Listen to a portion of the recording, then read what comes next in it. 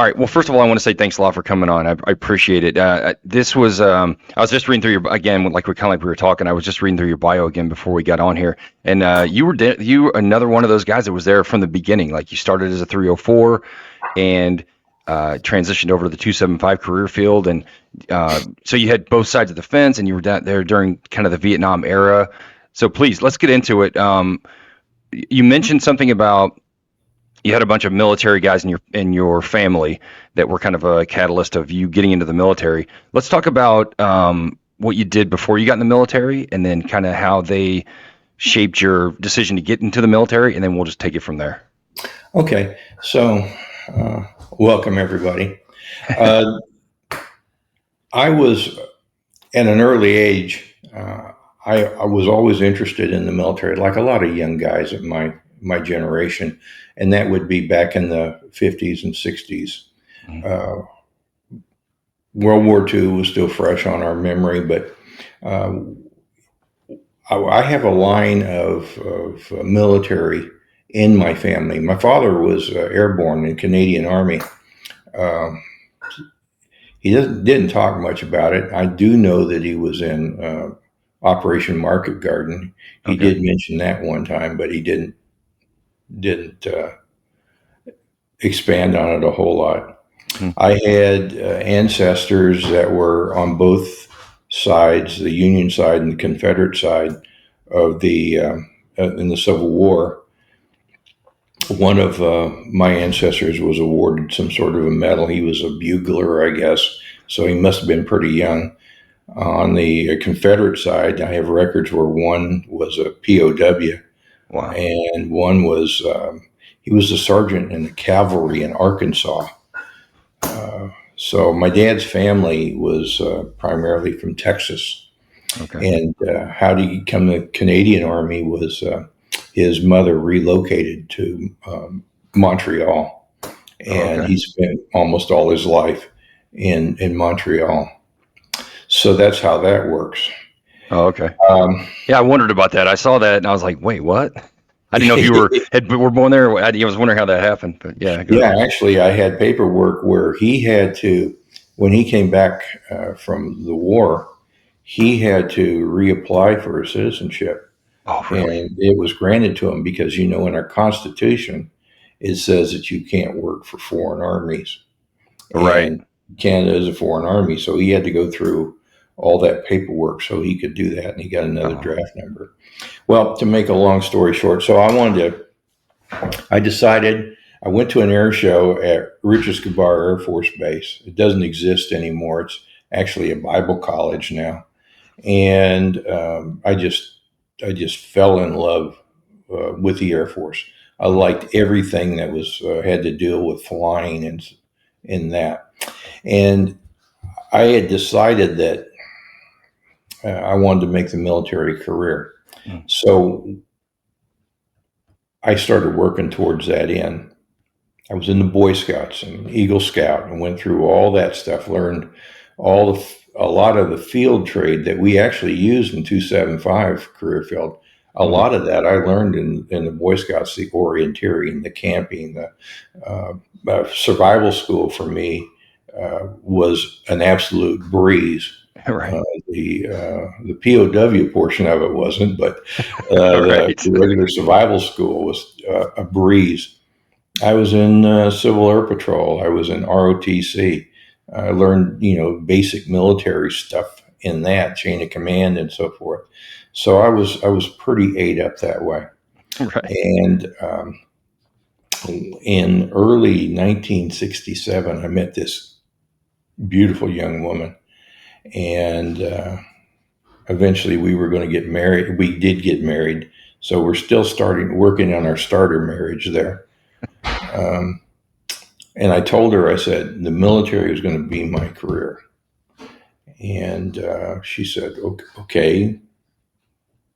I don't think she knew what she was asking for. And I certainly didn't know what I was asking for, what I was telling her at the time, because hell, I was only 16 years old.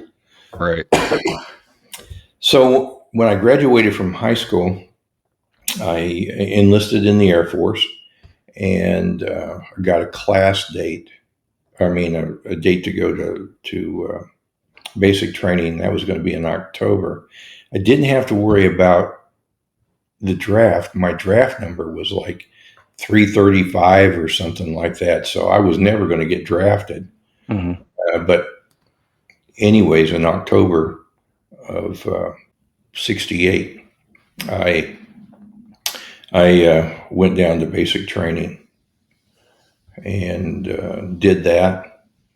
And then I spent about a month in casual because there was a lot of people being pushed into the pipeline at that time because of Vietnam.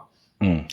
And so places like the folks who do the security checks, I wanted to say DIA, but that's not right. Once they got my security check, I wanted to go into flight simulator, and because it was looked pretty sexy to me. It had to deal with the simulators. It had hydraulics. It had electronics. It was, to me, it was a good all around job. Mm-hmm. But I was put in ground radio instead. So that happened. Now I actually started school in January, the ground radio school in January of '69. And ground radio school at the time was 35 weeks long, and it was split into two phases. There was what was called BED, and that's when we learned basic electronics. Mm-hmm. And then there was sets, and sets is when we learned about specific radio sets, such as a GRT 3s, GRR 7s, that's a transmitter receiver, Jerk 27s, which was a multi-channel UHF transmitter receiver system, which coincidentally would play a little bit later when we started working with the ARC 51s. Mm.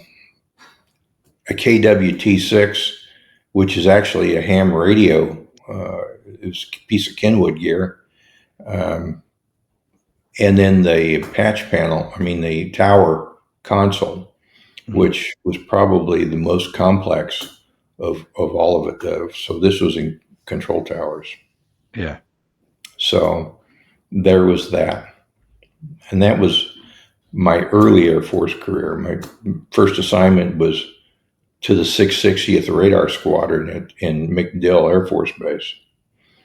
And actually, at MacDill, I met my first ROMAD, even though I didn't know what a ROMAD was. Right. There's a fellow by the name of Joe Sloan. I guess that name will always stick with me. He was a staff sergeant when I met him, and he got a Bronze Star for his tour. He had just come off a tour in Vietnam, and he got a Bronze Star for his tour in Vietnam. Maybe guys like Humphreys or somebody like that might know who he was. Mm. I don't know how many ROMADs we actually had at the time, right, in Vietnam. So I was a fast burner in the Air Force. Hmm. I made staff sergeant in 3.5 years. Jeez. I would have made it in 3, but I missed it first shot by 51 hundredths of a point. Jeez. Like I said, I was 8 up. And so I was put on shift. I was a staff sergeant. We were depot maintenance for this thing called K5. We called it the GKA5, which was a big data link system that was used for intercepts. And the Air Division was the 20th Air Division out of Fort Lee, Virginia. And they were the folks that would actually do the controls. All we were was just the relay to the pilots. And so one night I'm coming off, we worked 12-hour shifts, and I'm coming off the shift, and just as I'm getting in the office, the phone rings, and my NCOIC, his name is Rufus Spurlock, said, Lowe, you need to go over to CBPO. There's some people that need to talk to you. And I said, what come on, can it wait? I Right. mean, I'm just coming off a night shift. And he said, no, you got to get over there right now. They need to talk to you.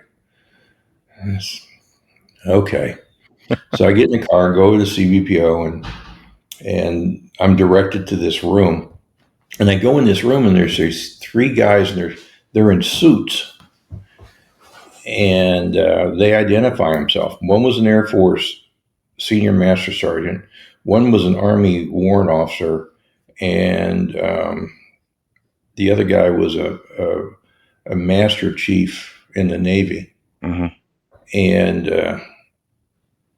then they started talking to me. And as it goes on, they said, well, Sergeant Lowe, we were going through the records here, and your name popped up. And we would like you to consider an assignment for the White House Communications Agency. And but before you make your choice or a decision, let me tell you about what this all involves. And they go into this big long spiel, about a half hour long, of what it would be to be in the White House Communications Agency. It was a 6-year assignment.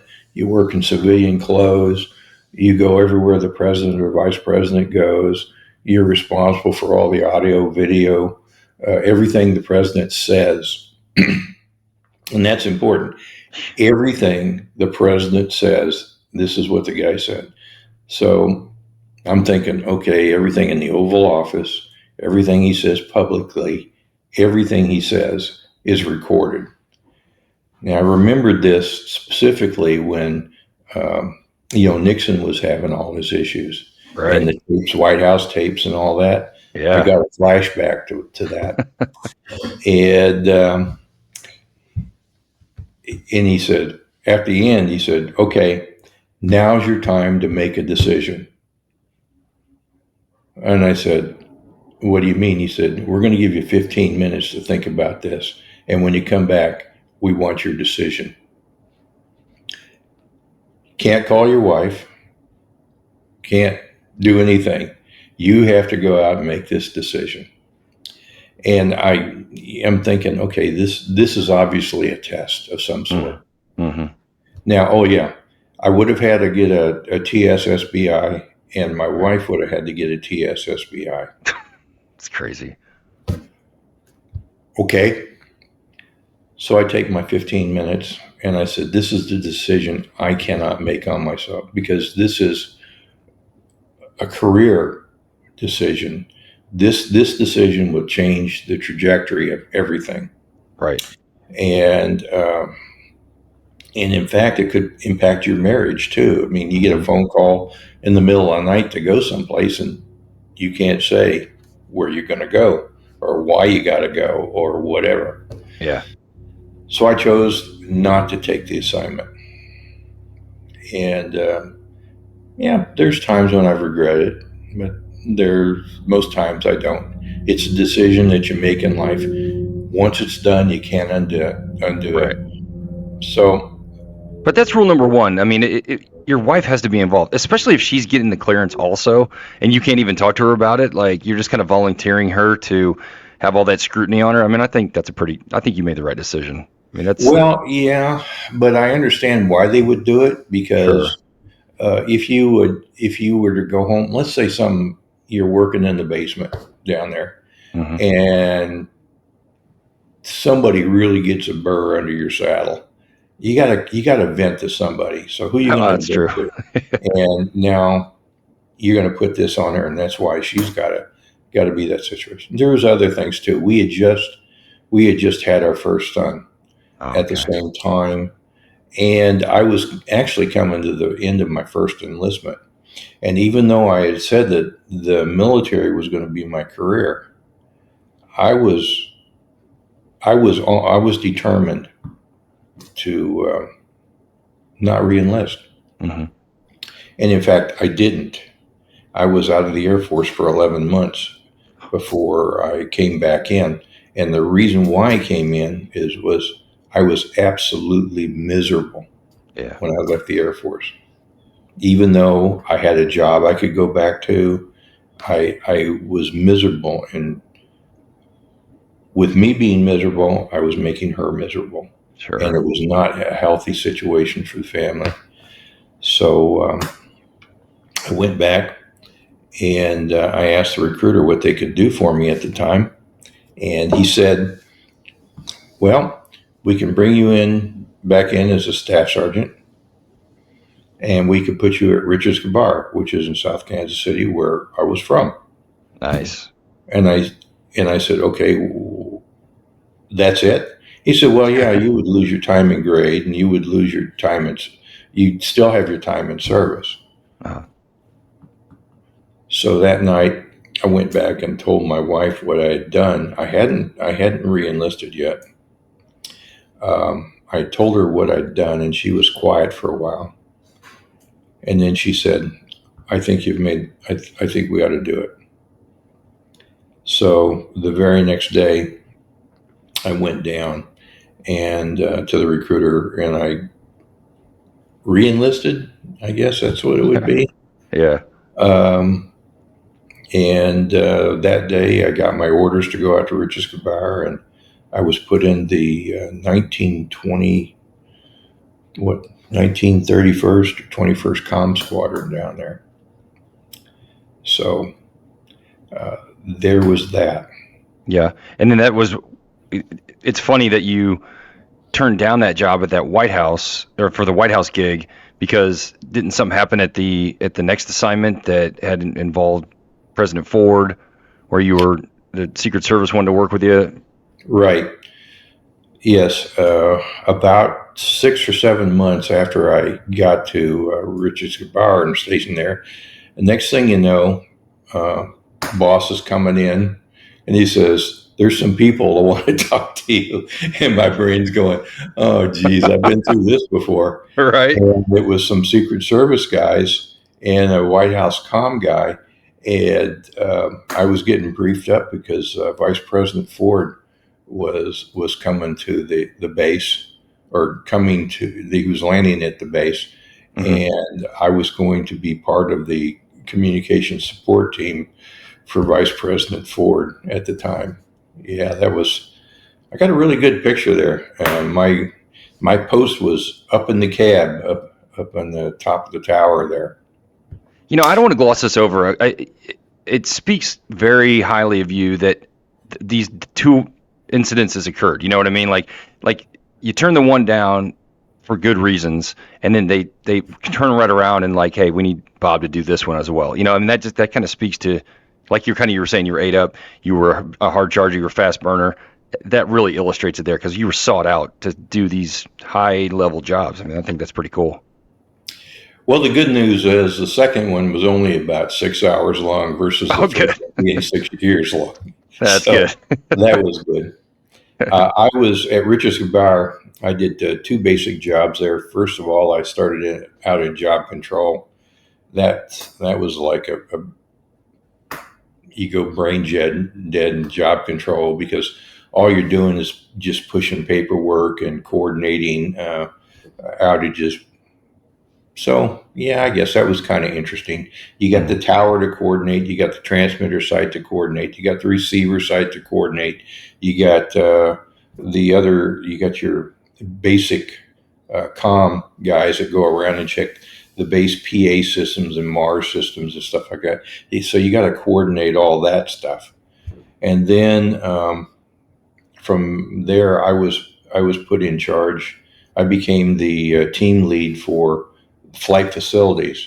Mhm. So that had me responsible in my team. There's two other guys on the team, responsible for everything from the RAPCON.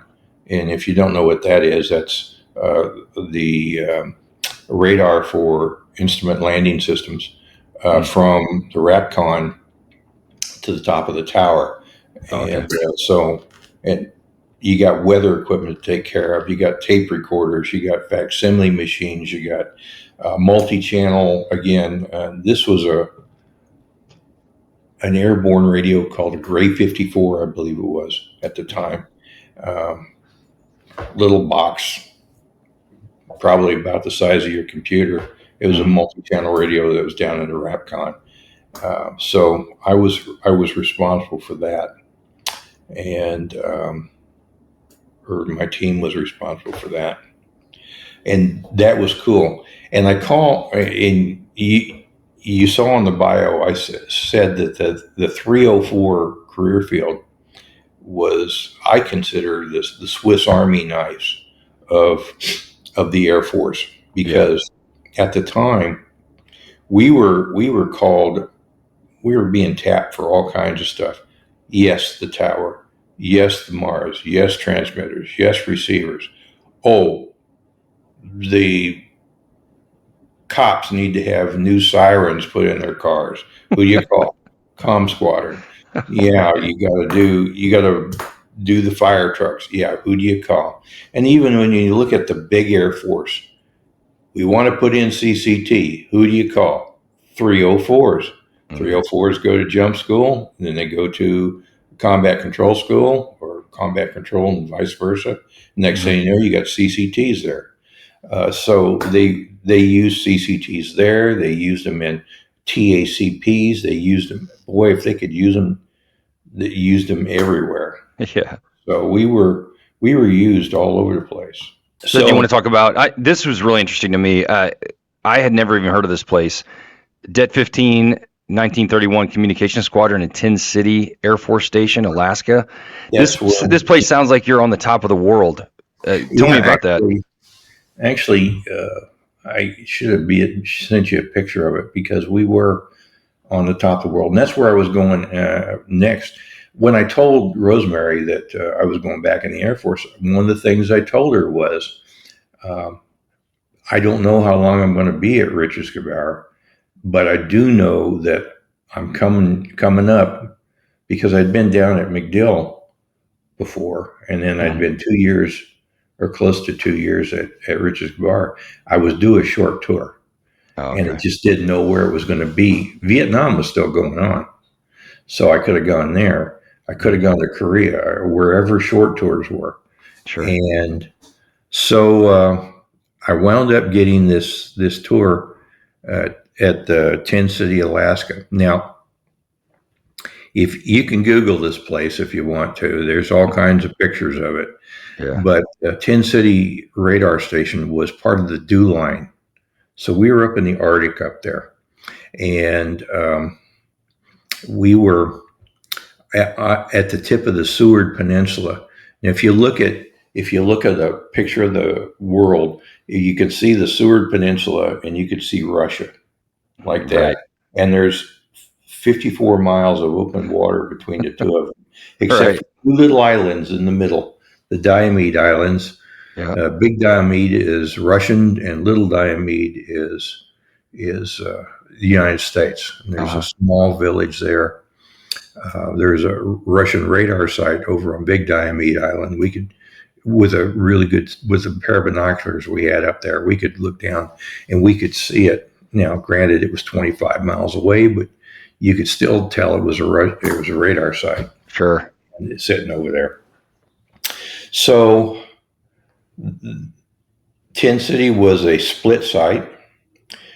The big radar squadron was down below near the airfield, and then the radar site itself was up on top of the mountain. Now you go from sea level to 2,000 feet in a mile and a half, so it's fairly steep. Yeah. And there was a cable car that goes up there, and that was about a 45 minutes flight from bottom camp to top camp. Jeez. There was 8 of us up on top camp. There was 2 radio guys and 6 radar guys, and we worked in civilian clothes up there.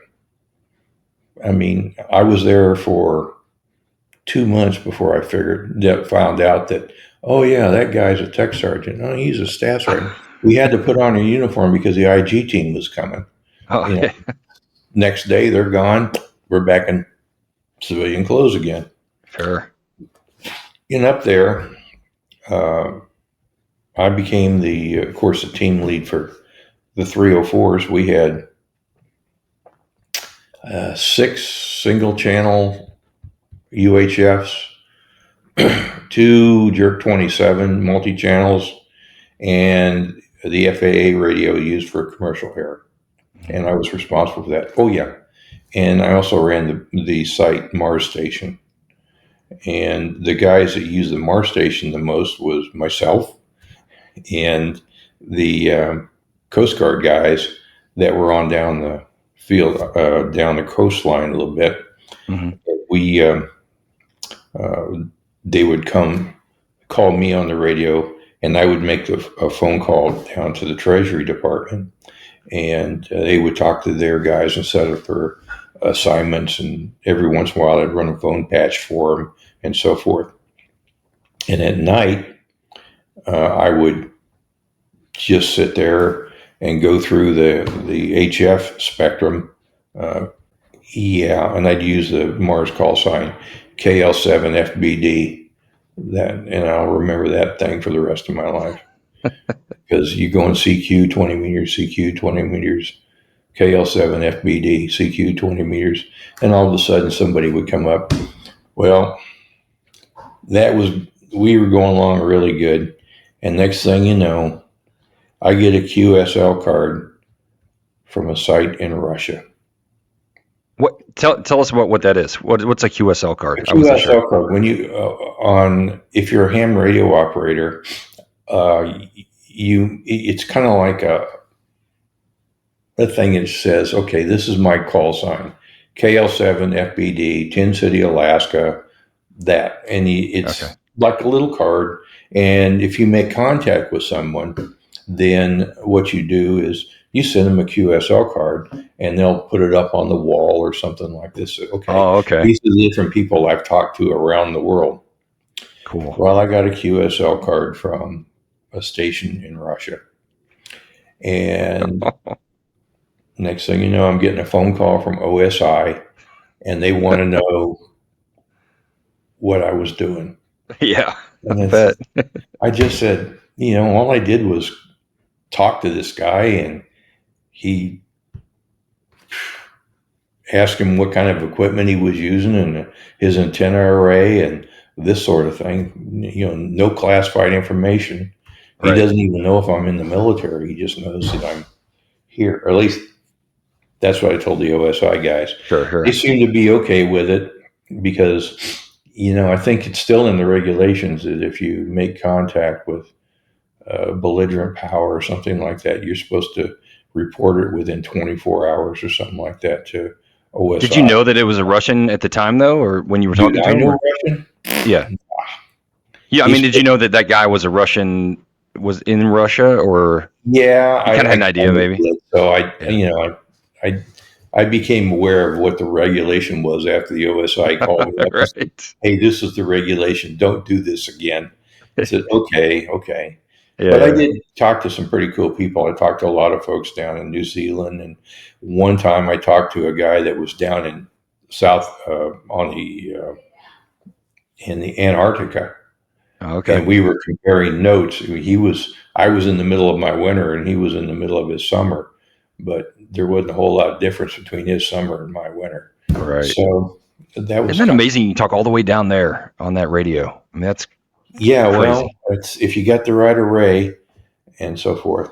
Yeah. Now, interesting enough, there was a staff sergeant down at the bottom camp.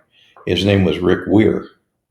I don't know if you're familiar. Some people would be familiar with that name, but Rick Weir, eventually our paths would cross again a little bit later on. And when we get to that point, I'll tell you where that pops up. Okay.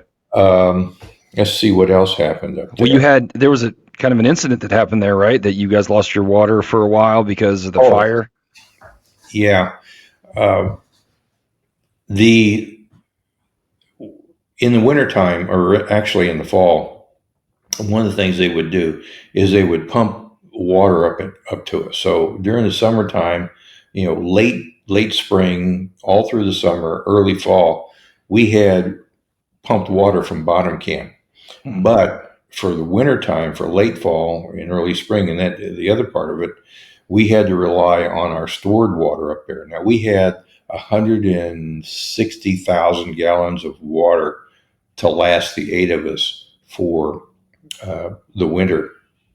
and Was that they enough, were. or did you have to like conserve, or could you like, was it no big deal to Oh yeah, take a long towards the end shower? you have to conserve, Okay. even all the way through, and that was the cook's job. The Oh, cook, okay. we had a cook, and his job during the day was to monitor our water consumptions. Oh, And okay. even at the very least, the eight of us, when we were just like minimal water consumption, we were still using about 100 gallons of water a day Oh, okay. between the eight of us, and that was for food, flushing toilets, and stuff like that. Right. Um, we took sea showers. Get wet, soap yourself down, rinse yourself off. That's the kind of. Didn't do laundry. Didn't do laundry. Well, you did uh, once a week, and it was combined laundry.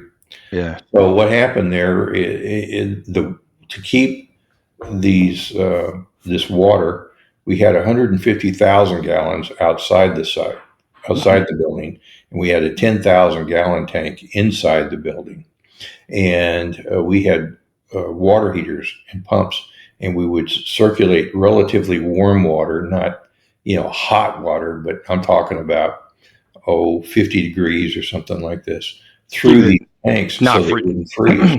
Yeah. Right. Well, what happened was we had a power failure, and two of the pumps that circulated this water failed, and we didn't find out about it. In fact, they caught fire, Oh man. and that's bad up in the Arctic. You don't want that. So we Especially where went. you guys were, where you had to take a cable car up to get to you. Well, yeah, but we had things like we were given before we went to the Arctic basic fire training, how to Oh, wear okay. Scott air packs, how to use fire hoses and stuff like this. Oh, okay. So we donned our Scott air packs and went down to where the smoke was coming out and determined that it was these two pumps. Well, when these pumps failed, then the water lines froze. So even if we got the pumps on there, we still couldn't put water through there. So we had to, for about a week, we were without water. We had to get welding machines up there, and the CE guys that were down at bottom camp, they had water pumps down there. So they brought those things up. We put welders on the pipes to thaw them out.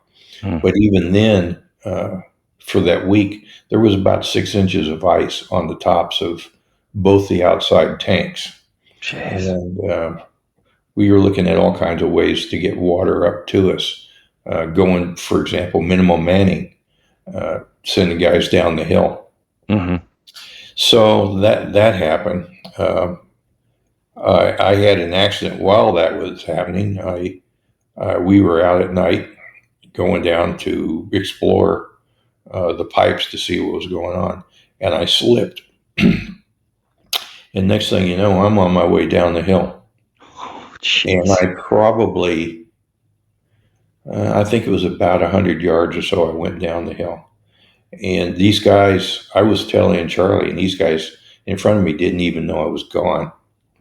And finally, they turned around and they realized I was gone. And next thing I know, they're yelling down, and I'm saying I'm down here. And they guys rappelled down and grabbed me, and we were up there. We got back up on top of the ridgeline.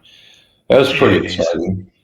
Yeah. How close were you to going all the way down? And like, what stopped your descent? I hit one of the tram tower pylons, and Were you that's freaking probably. out, I'm to say the laying least, right? I'm laying there, and I remember praying. Actually, I said, God, don't let me die here. Yeah. And so that's what happened there. But there's that. Um, Another event happened. We were a USO show Mhm. came to us, and in the bio you heard this story.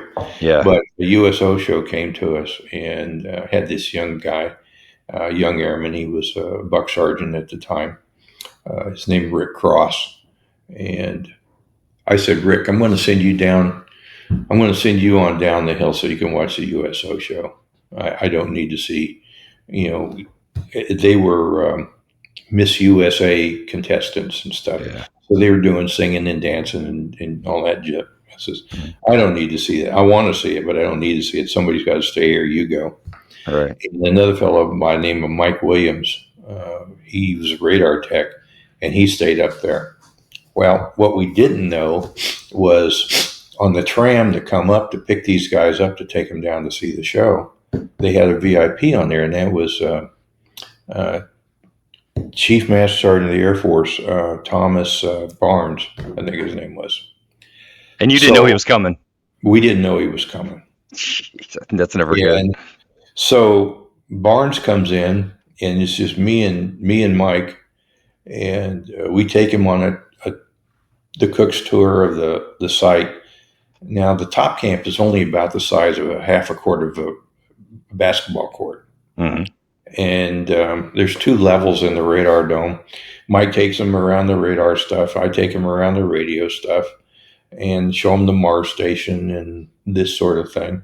Mm-hmm. Then next thing you know, we're down in the kitchen library. It's a room that's about 8 by 12. It's our all purpose room. Yeah. And we got the coffee going, and me and Mike are chatting with the Chief Master of the Air Force for the next 2.5 hours or so. And we're talking about all kinds of stuff. And this is where he brings up females coming to sites like Tin City or any other isolated site. And our position to that was, we have enough troubles out here as it is without injecting women in it. Right. And his response was basically, that's too bad because it's going to happen.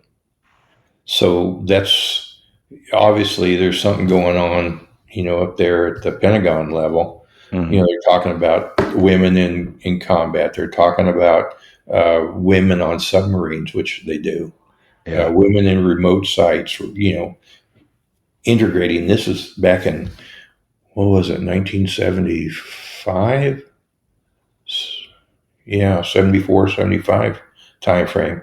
So a lot of folks think that that's new. It ain't new. It goes way back then. So Barnes did his thing. Yeah, but so let's talk about that female thing, because I don't want people to get the wrong idea.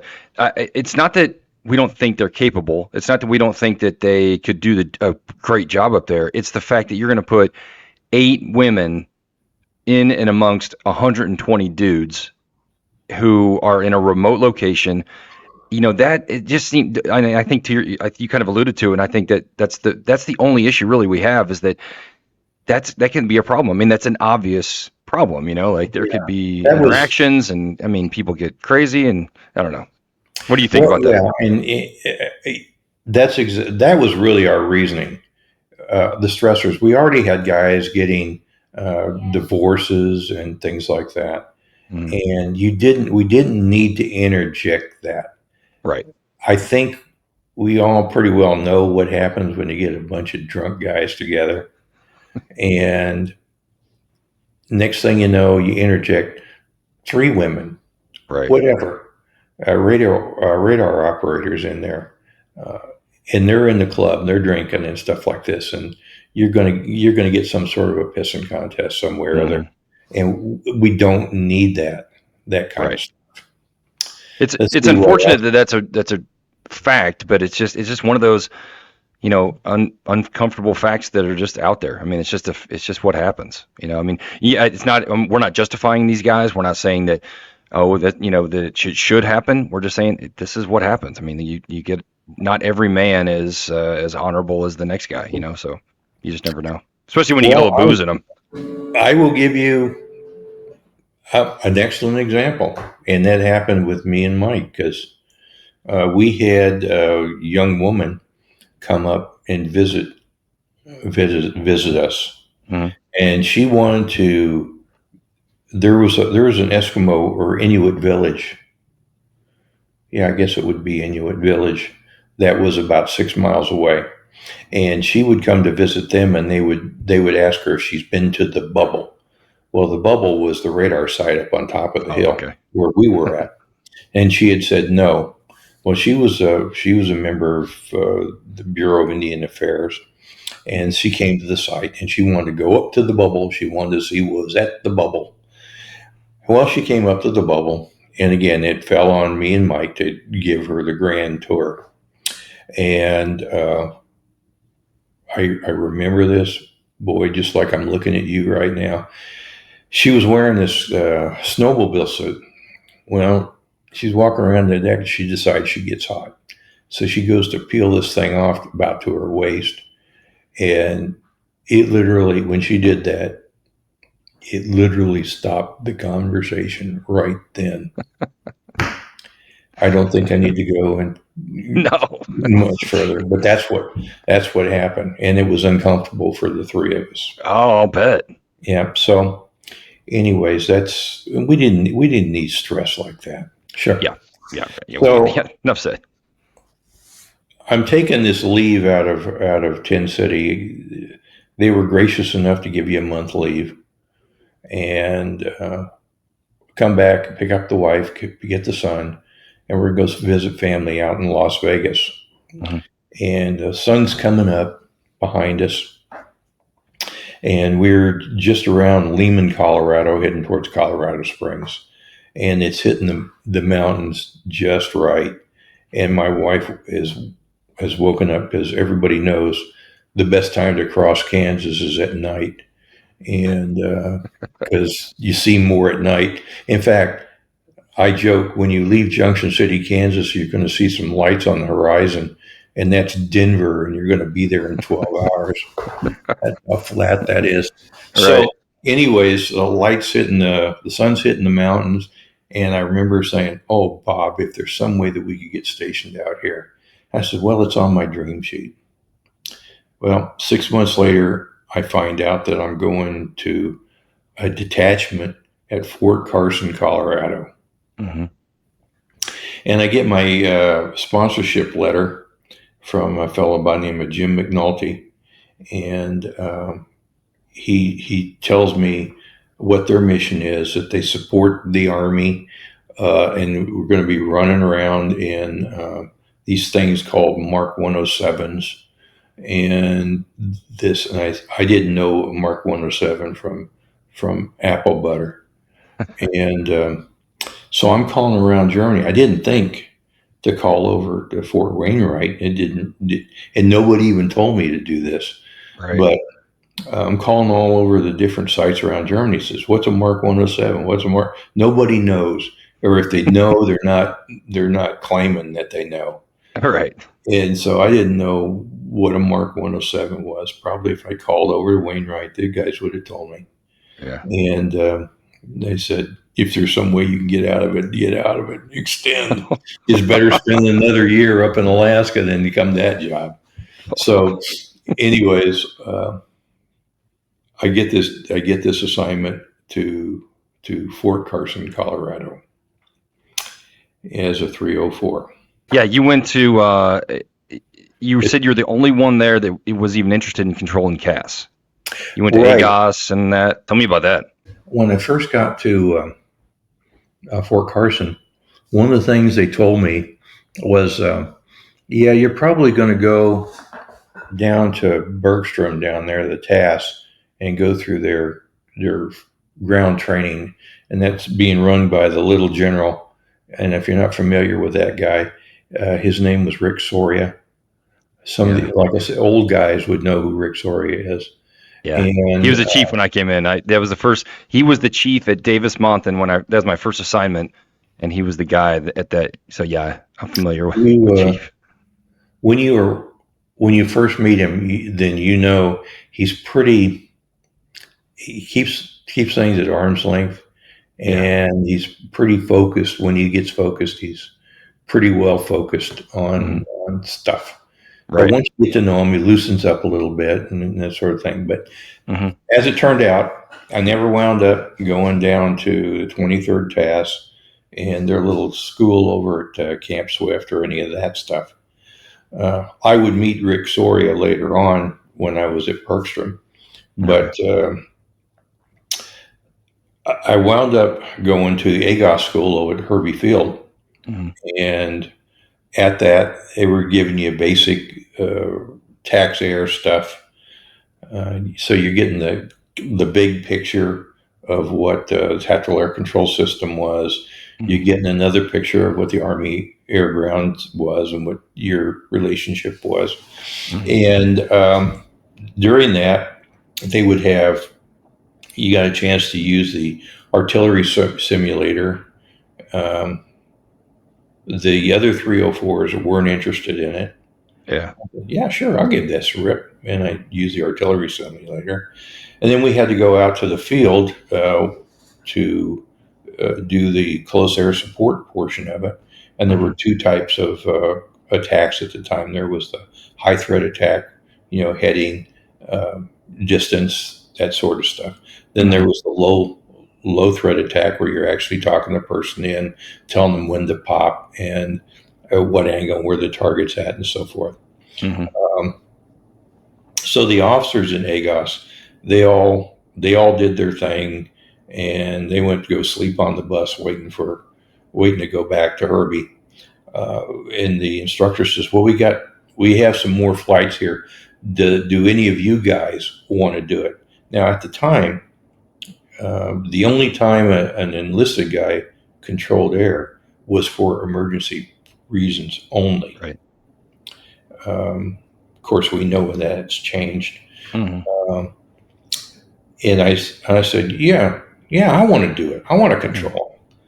So I worked, you gave me a target, and I worked up a low threat TACP, which is actually, in some respects, a low threat's a lot harder than a high threat one is anyway. For sure. But I worked up a low threat attack, and then managed to pull that one off, luckily.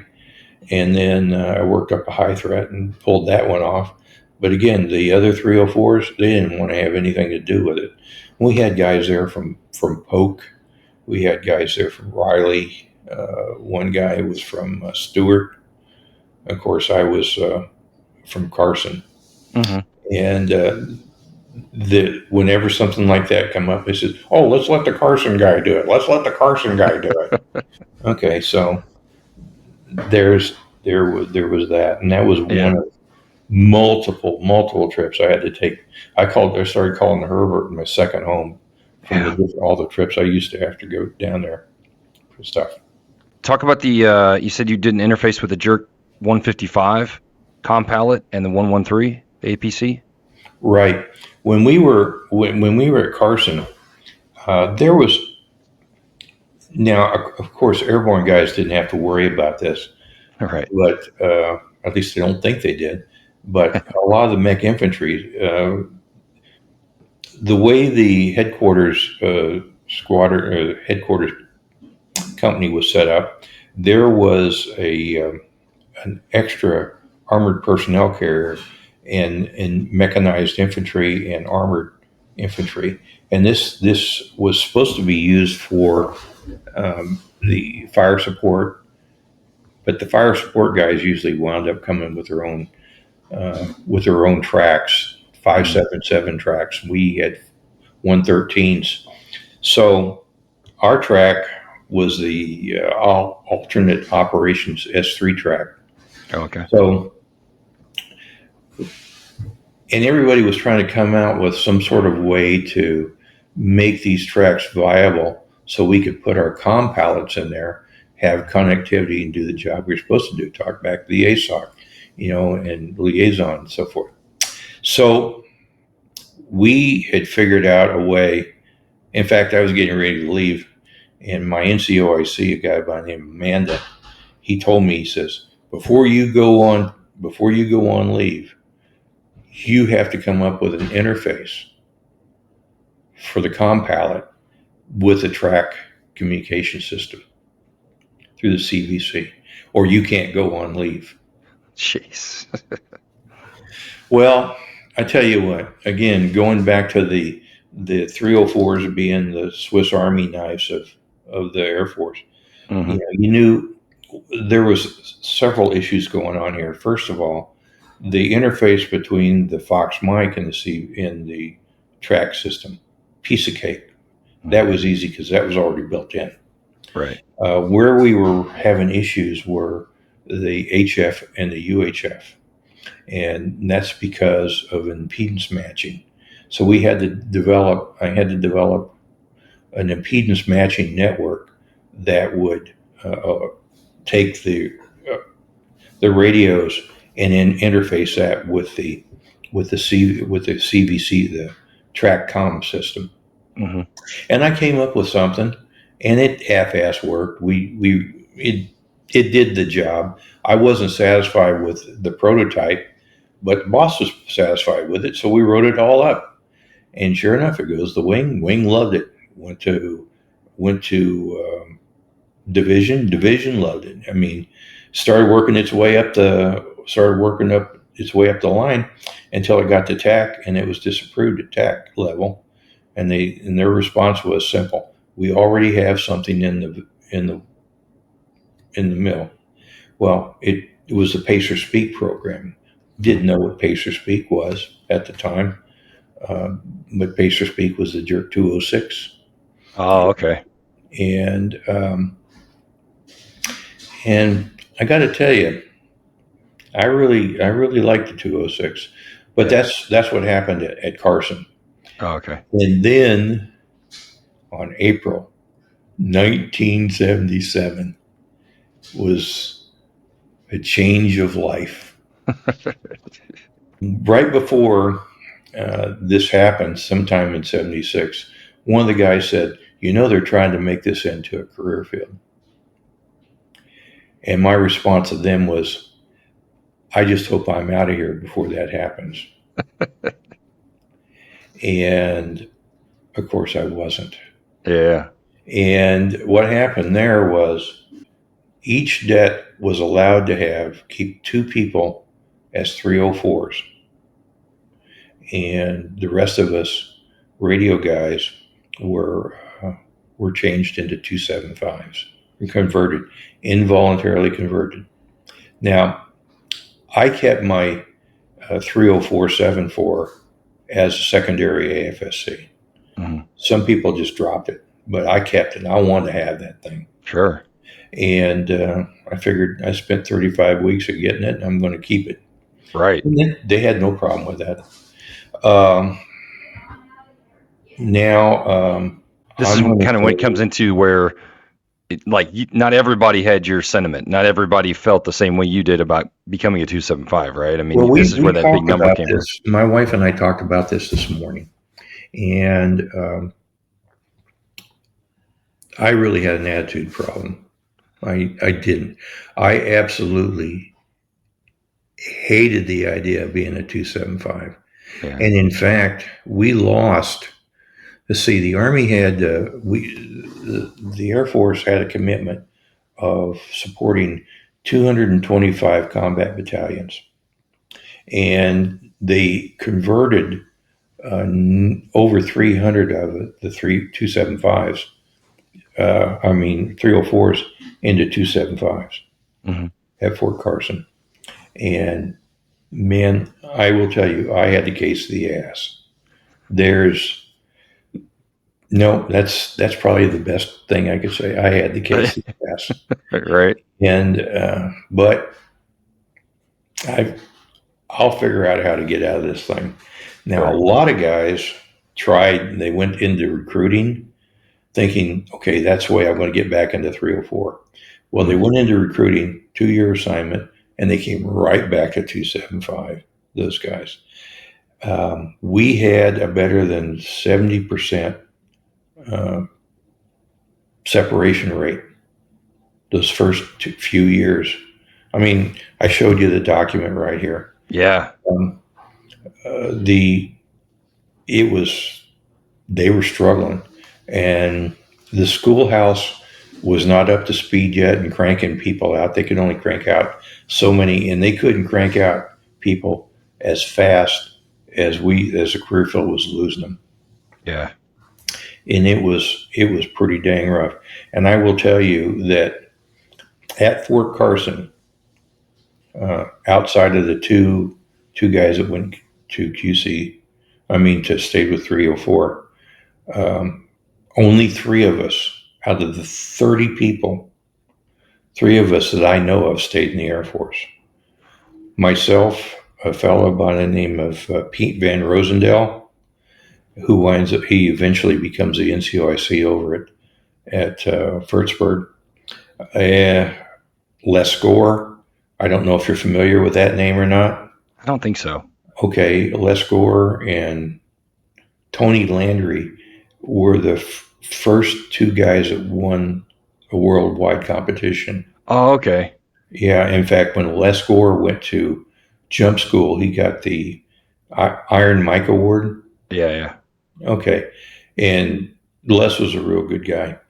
And so it was me, Les Gore, and Pete Van Rosenwelt that I know of are the only two that stayed in out of, 30 guys. Yeah. So that'll give you an idea. And then what happened was we had the Friday night massacre, if you will. The DO for TAC came to Fort Carson. And from what I understand, I wasn't there. I was at NCO's leadership school at Bergstrom, and I wasn't there, but he made the fatal error of saying, "What do you think of the 275 program?" And he had 27 275s pin him to the wall like a cockroach when the light came on. And the next thing the way the story goes, he says, "You need to clean this rat hole out." And everybody had either had orders, or if they were separating, they were allowed to separate. I wasn't there, but I got caught up in it. And next thing you know, I'm on my way to Germany from Fort Carson. Isn't it like I like being a TACP? I think it was the best part of my life. I mean, it's a great part of my life. But don't you think that it was a little tone deaf for the DO of TAC to, instead of saying, "Oh, wait a minute, maybe we were a little too hasty with this transition," he was like, "No, just get rid of all these guys. We don't." I mean, maybe they had a point. Maybe it was like, "Hey, you should probably ask people before you make them do a completely different job." I don't know. What do you think about that? Was it justified that these 304s were pissed, or were they kind of being wussies about it? I read the report from the Gang of Five. You've heard that term, I think. I think so. The Gang of Five was some of the senior level 304s that were in this job, and they made a pretty good point of for building the career field. Mm-hmm. Except I thought it was off because I read it and I said, "Wait a minute. When you get tested on a lot of equipment that you don't work on." Right. And this figures a little bit later on. When I got tested as a 304, I was tested on the console and a Titan missile silo. Jeez. Okay. What's the difference in that and then getting changed on a Jerk 27 or something like that? I mean, a GRT3 is the simplest UHF transmitter you got. A GR7 is like a transistor radio, and you're getting asked questions on those. But okay, I read what you want. I said, I looked at the report and said, "This is a bunch of bullshit." Yeah. But they won, I lost. Okay, put my wing in the star and salute. Right. So I get sent to Bomberg, and these guys ask me about. I get asked, "Well, where are you going?" "Well, I'm going to Bomberg." "You know what that's?" And I heard, "Man, did you get a great assignment?" And I said, "What?" "Bomberg's a beautiful city. That's a great assignment. The two best ones are Ansbach and Bomberg." And I went, "Oh, okay. I guess it wasn't so bad after all." Right. But so I get to Bomberg, and there's, I replaced a guy by the name of Rick Givens. Rick Givens gets out of the Air Force. I mean, gets out of the career field by becoming a first sergeant. And there's a lot of guys that got out of the career field that way. We know, but he gets out of there. But Bomberg, again, for 275, it is, first of all, it's a beautiful city. It is. Yeah.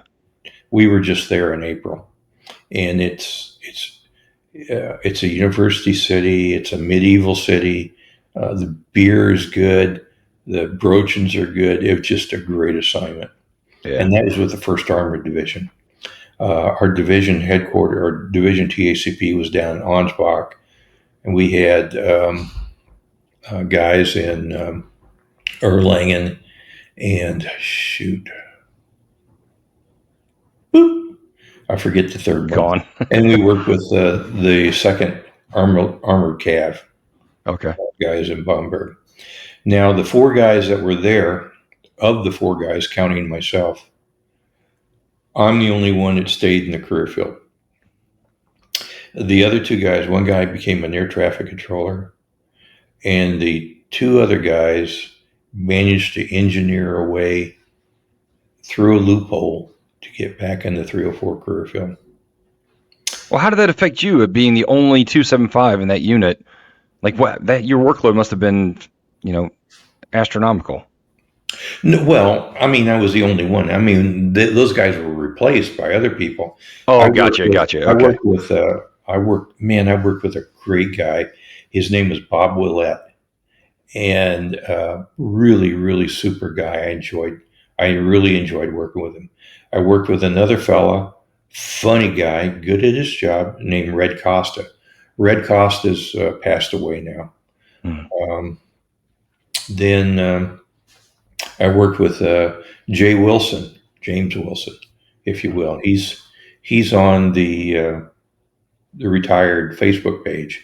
Okay. And so there was myself, Red Costa, Bob Willett, Jay Wilson, and then we had another young guy come up.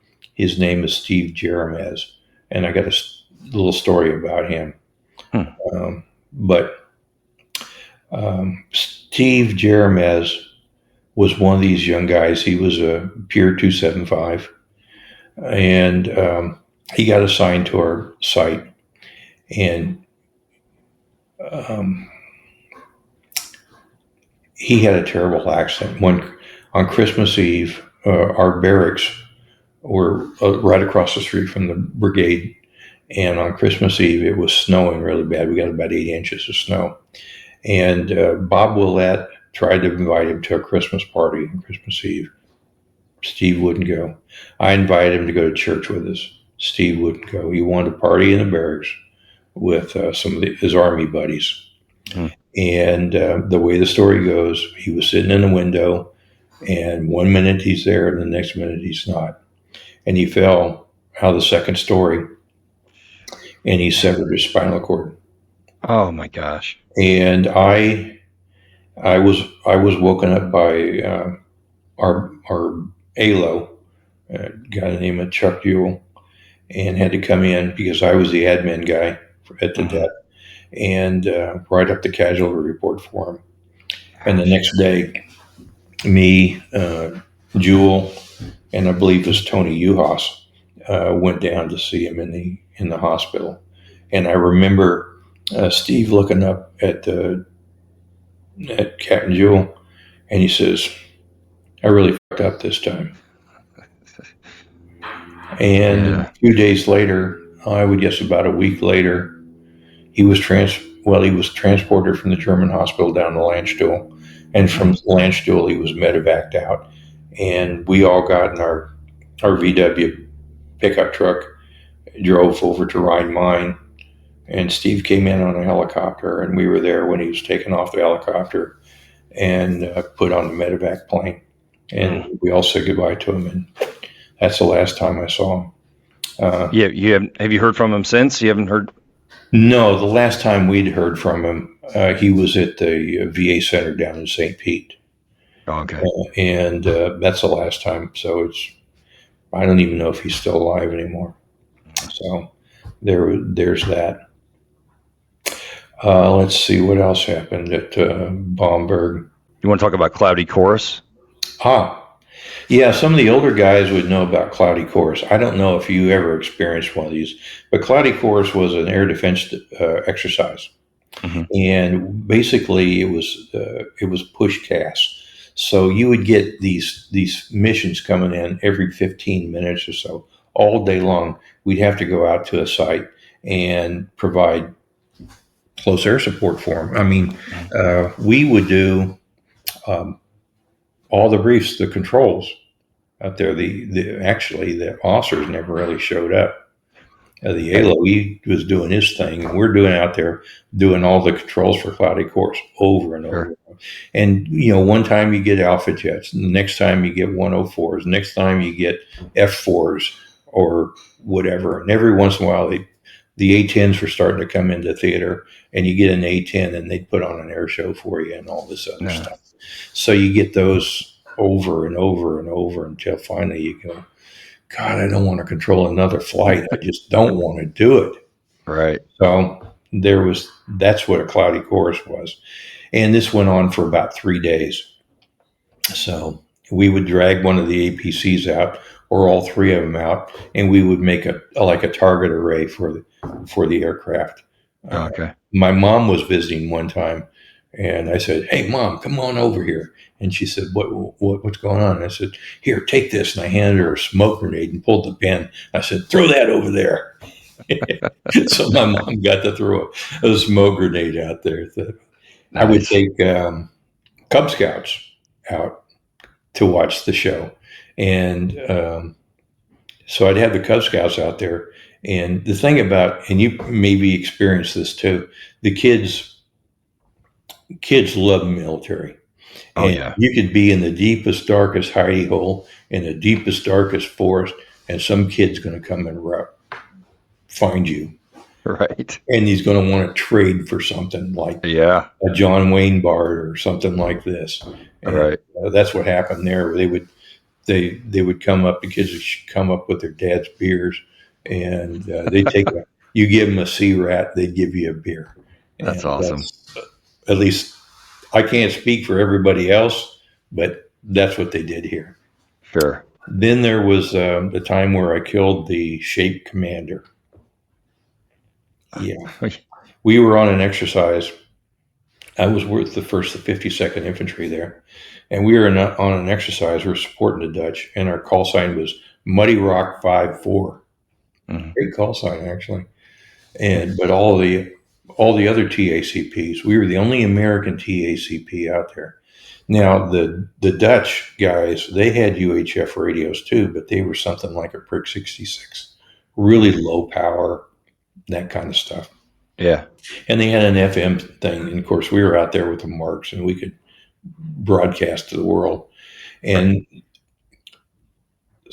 we're controlling air all over the field. The planes are coming in, they're asking for Muddy Rock, Muddy Rock, Muddy Rock, Muddy Rock.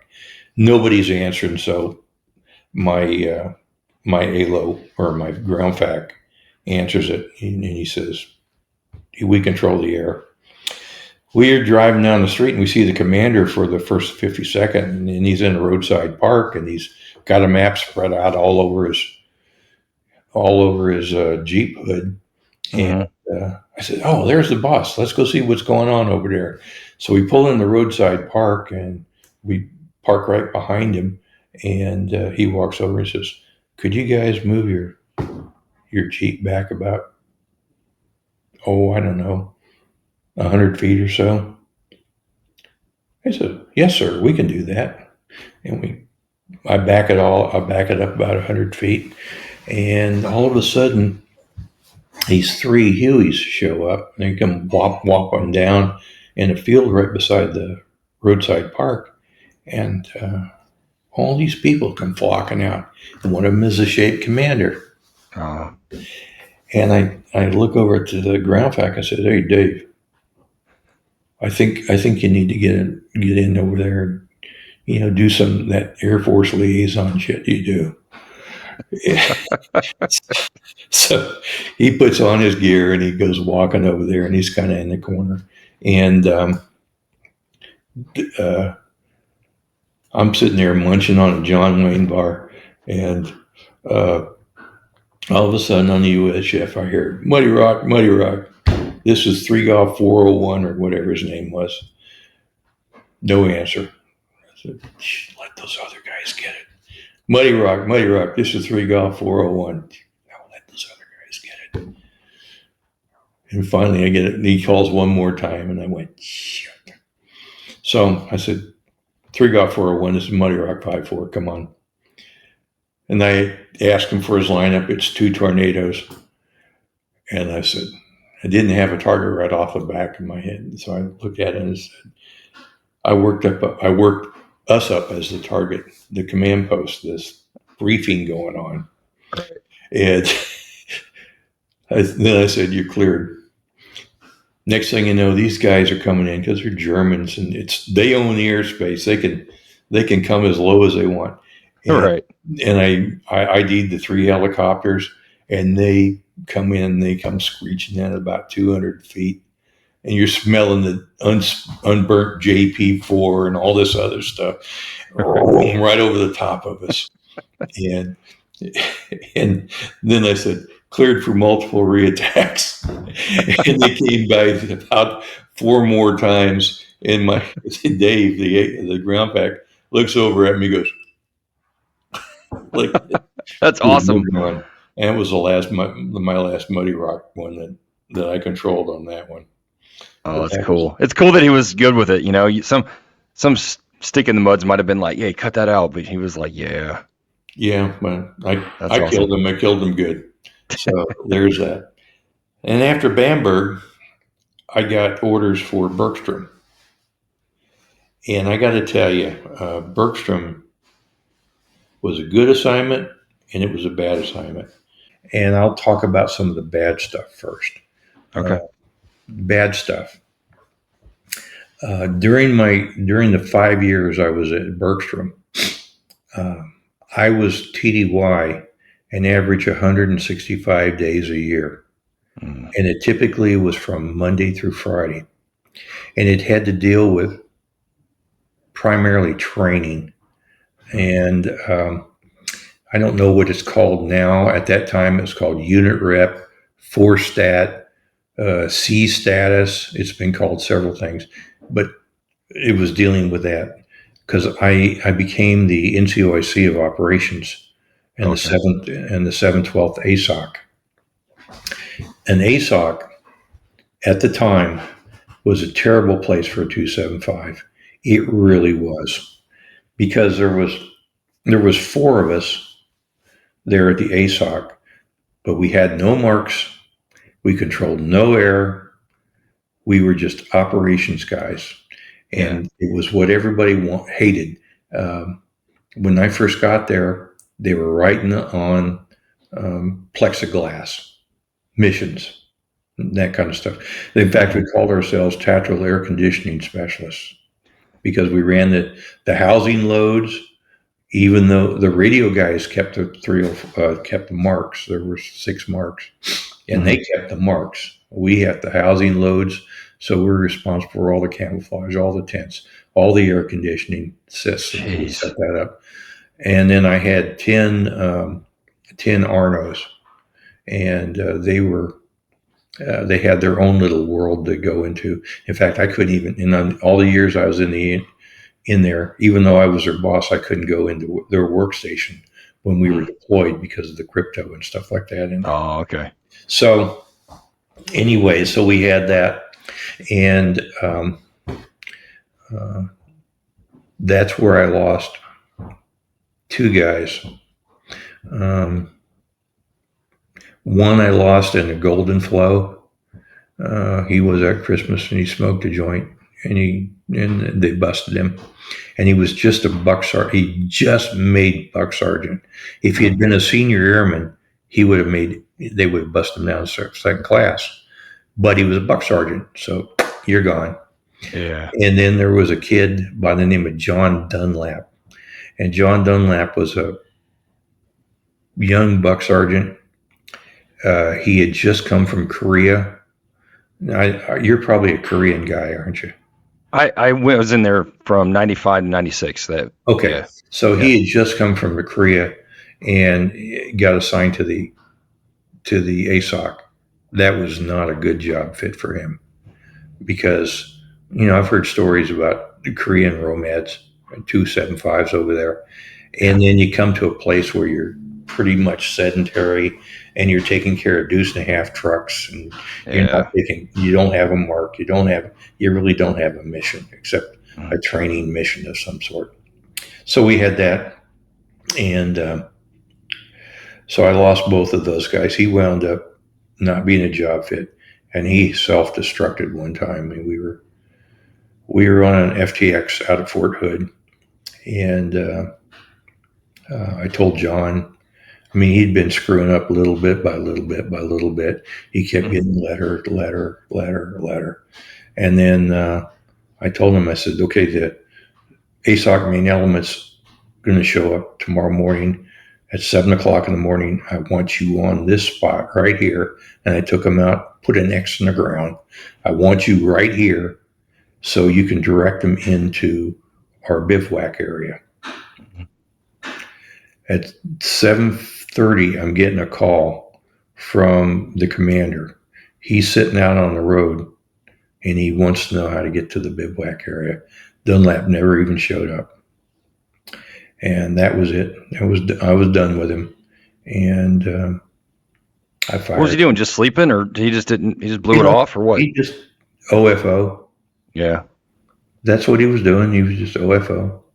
If he'd been at the no, he wasn't. That equipment hadn't even showed up yet, so Yeah. gone. And so he was. So I I think you probably figured out by now. I take my job pretty serious, and I want the Yes. guys that work for me to take it serious too. But he's gone. Well, in the meantime, there was a fellow by the name of Ron Sorensen, and he was up at 12th Air Force, and he got orders for Panama. Mhm. And that's a sad story in that respect, too, because that guy self destructed. And I'm not going to spread rumors as to why that happened, but Mhm. let's just say he self destructed. Okay. And next thing you know, I'm getting a call from 12th Air Force DOY, and now I'm being pulled out of the ASOC and pulled up to 12th Air Force to sit up there. Part of that is my wife's fault. Yeah. My wife, earlier on, before she got her housing job, she worked for 12th Air Force DOY. Uh, So I had known her. I mean, obviously I knew her, but sure. they known that I was a 275. I come up there occasionally to visit, take her to lunch. Also, there was the 275 competition for the best 275 in TAC. Hmm. I had been one of the nominees, and um, um, I had been nominated for that. So I went to interviews by the 12th Air Force staff.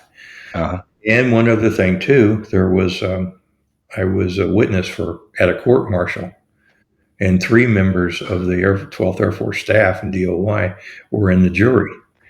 oh, So he got to, so that's they knew you really well. that's how they knew me, and I went Jeez. up there, and this turned out to be, um, except for all the TDYs, it turned out to be a good assignment Hmm. because this is when a lot of stuff that you and a lot of the new guys, or newer guys, I should say, have benefited from, Hmm. because this was mid 80s, and in the mid 80s is when the Hummers came in. Oh That's yeah. when Pacer Speak came in. That's when Have Quick came in. That's when the Prick 113s came in. Right. Uh, and one day I got a phone call from a buddy. His name is Tom DeFrange. I don't know if you're familiar with that name or not. I've heard the name. I have. Tom Yeah. DeFrange, to my knowledge, was the first 275 at Air Staff. Okay. And actually, it was going to be either me or Tom DeFrange. Mm. And I didn't have a TS. He did. Okay. And I thank God that I didn't go to Air Staff. But I got a call from Tom, and he said, "I want you to host a conference there at Bergstrom for a concept called the ETAC." And I said, "Okay, how many folks are coming?" And he said, "We're inviting everybody, every wing, every MAGCOM, and let's see, every wing and every MAGCOM to this thing. We got about 25 folks coming in." Mm. And it turned out that it was only enlisted guys, senior enlisted, no officers. And so I set this thing up, and for the next week, we hammered out the straw man for the ETAC program. And well, after it was all over with, I'm standing in my office looking out the window, and it's a rainy day, and I'm asking myself whether we can actually live with the baby we just gave birth to. Yeah. And I knew I couldn't do it at 12th Air Force. So I volunteered to go back overseas somewhere, Mm-hmm. Worldwide deployment. And I wound up going back to Germany, to Bad Kreuznach and headquarters, 8th ID. Oh, one other thing I should tell you about Bergstrom. I helped write an SKT while I was there. And I was working with Jim Nostine, Chief Nostine. You know that name. Uh-huh. And he was a really great guy to work with. So we were locked up in a little room, me and Jim and two other guys for 33 days, hammering out 2 SKT tests for 33 days. And even at the end of it, they gave us a test that we just wrote, and I still didn't ace that damn thing. I got a 99, but anyways, there's that. So now I go to Bad Kreuznach. But wait. Just one more thing on that. You also, they pulled you to Los Angeles to be a technical expert on movies, on Air Force movies. Oh yeah, there was a training movie that the Air Force Air Staff was putting together about the tactical air control system, and they were bringing in experts, so-called experts, subject matter experts, to be advisors on this particular movie. And I think there were two trips that we had to take out to Los Angeles on that movie. Mm-hmm. And it was very interesting to go through the process. And we're going through this thing minute by minute by minute, what's going to be in this movie.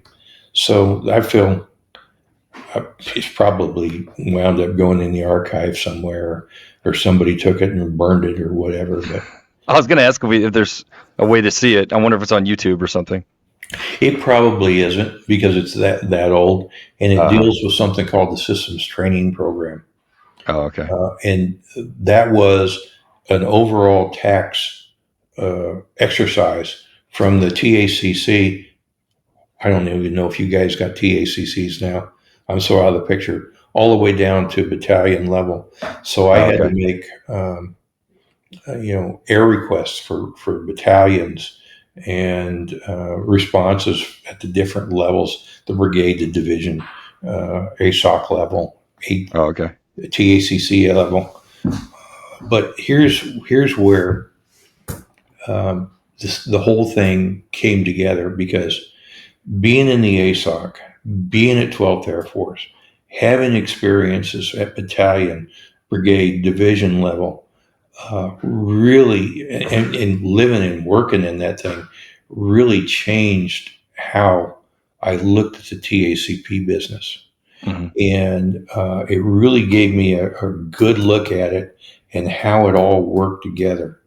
I wound up writing the ATOs, for example. Mm. I don't know if they're still called ATOs or not, Yep. but air tasking orders.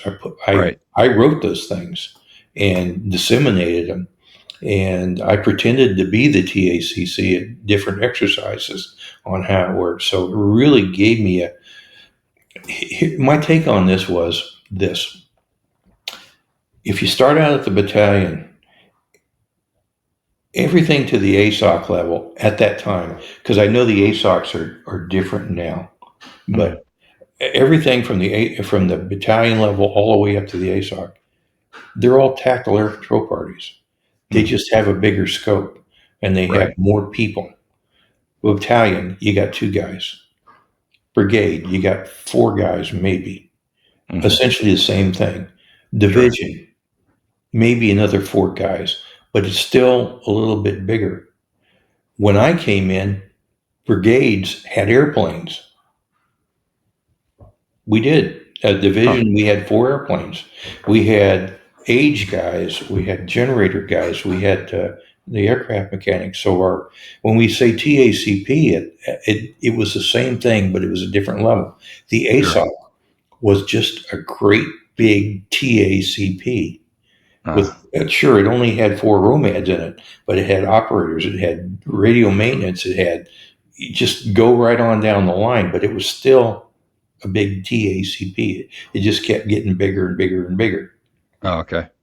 So now we get to Bad Kreuznach, Hmm. and I'm at the division TACP. Um, I quote, I think in the biograph, I talk about uh, two things: John LeClaire and Tom Peters. And John LeClaire is the guy he writes a lot of spy novels. And he Oh, had yeah, yeah. this one protagonist named Smiley. And Smiley was this director of MI6 or something like this. And he had a plaque on his desk. And it said, "The desk is a terrible place from which to view the world." That's one of the reasons why I was on the road a lot when I was at 12th Air Force. I didn't want to be just some strap hanger coming in and say, "Hi, I'm from 12th Air Force and I'm here to help you." Sure. I, and Bob Willett, he was at the wing at the time at 602nd. And I swear to God, every time I showed up down there, the first thing he'd do is, "Hi, Bob, here's your test." And I had to take a damn stand eval test every single time I went out there. So I Jeez. knew the questions by heart by now. Sure. He gave it to me every single time, every fort. It didn't matter. Ord, Carson, Bliss, all those places. So Lewis, I met Ray. Okay, it'll come to me up at Lewis. And sorry, Ray, if you're listening. Um, oh yeah, it was shortly after the ETAC program. I know I'm going backwards on this. It's So okay. I'm at Lewis, and where there's a breakfast again with the TAC DO, Mm. and I'm sitting across the table at the TAC DO, and we got 275s all across the way. And I look over at the TAC DO, and I said, "Sir, what do you think about the ETAC program?" And you could hear the table go quiet. They all wanted to know. And the DO puts his fork down. He said, "I don't care who's controlling me, just as long as they know what they're doing."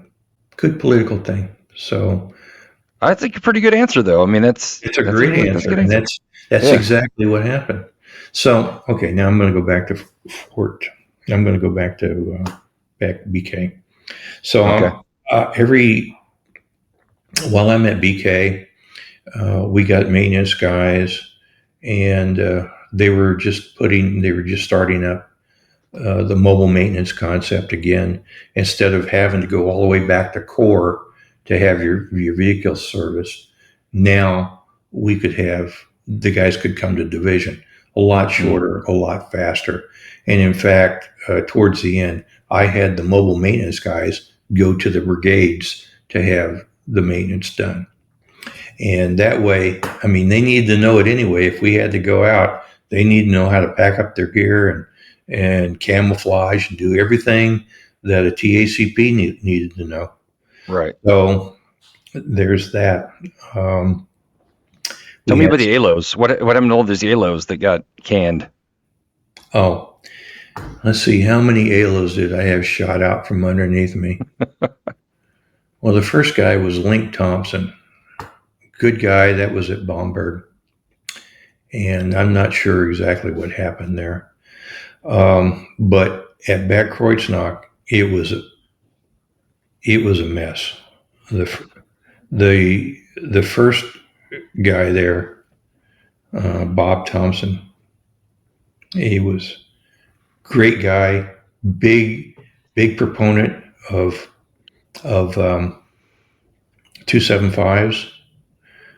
He had gotten that assignment from USAFE. He'd been in USAFE, and they sent him to BK. Mm-hmm. Now I'm gonna probably start an ugly rumor, but I don't give a rat's. But there was a fellow by the name of Lawrence. The guy was a major, and he engineered like a coup d'etat, if you will, and he wound up getting the division ALO fired. And so what did I think it's 17th Air Force do?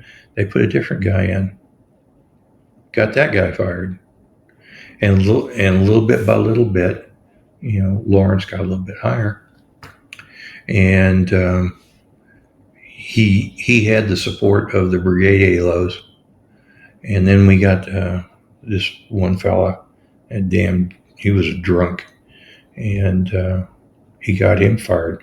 In fact, I picked him up one time, and I asked him if he'd been drinking, and he said no, and I said, then you need to change your cologne, and Lawrence got him fired. So I get the alcohol, but what did the other two guys do? How did he justify getting rid of the other two? He did it by basically they weren't supported by the brigade ALOs, and they made it difficult for him to do his job at division, and then division became the Army staff became upset with him. Plus, we had a Corps ALO that I'm not going to mention his name because then I'd have to get my mouth washed out with soap. And Frank Arnold knows who I'm talking about. Uh-huh. And this guy was worthless as a Corps ALO. So anyways, Lawrence eventually makes his way up to Division ALO, and now he's trying, the next person on his radar to get rid of is me. And the guys down at Simbach would not let that happen.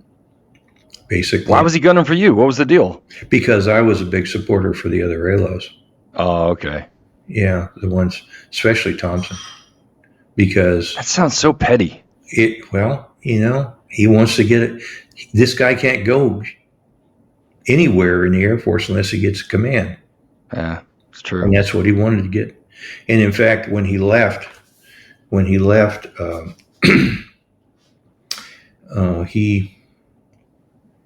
he got into TAC DOY. That's where he got assigned after he left BK. Then while we were at BK, we did things like I was able to field a couple teams, and they did really well in the worldwide, really well.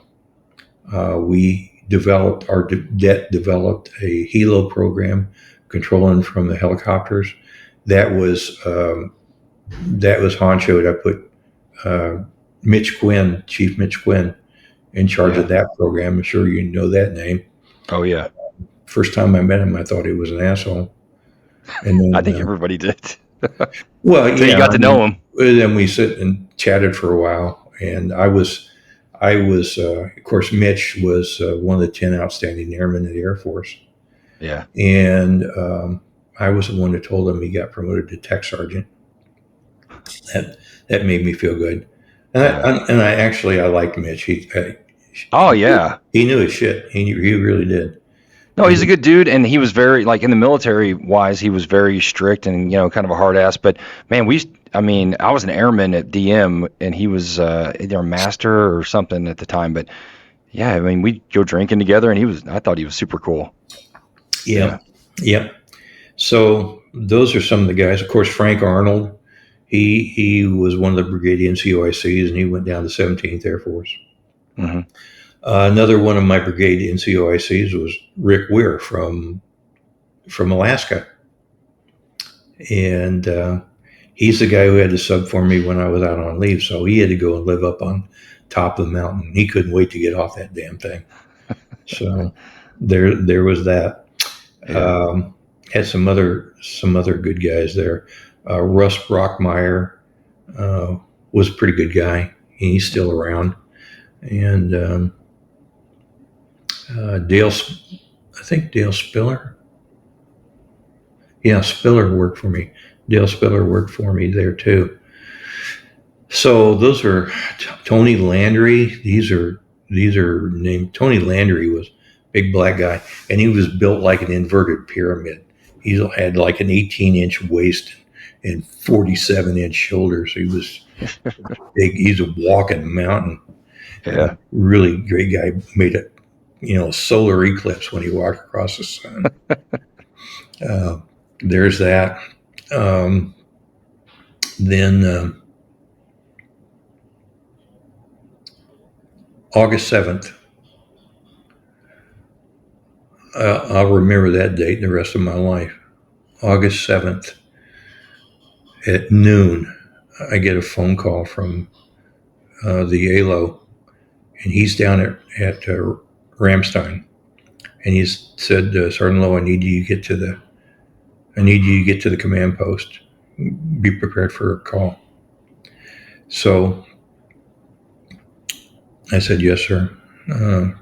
Take me about 15 minutes to get a uniform on and get down there. So I got my uniform on, went down to the command post, and the CG is coming the other direction. And he takes a look at me, and he said, "You want to talk about anything after this? Come and see me." Okay.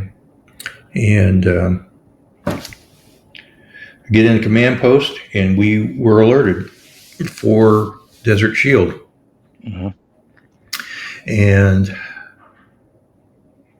so I'm in there, and I call from the command post, I call my 4 brigade NCOICs, and I said, "I need you at Bad Kreuznach by 2:00 in the afternoon. I want everybody here."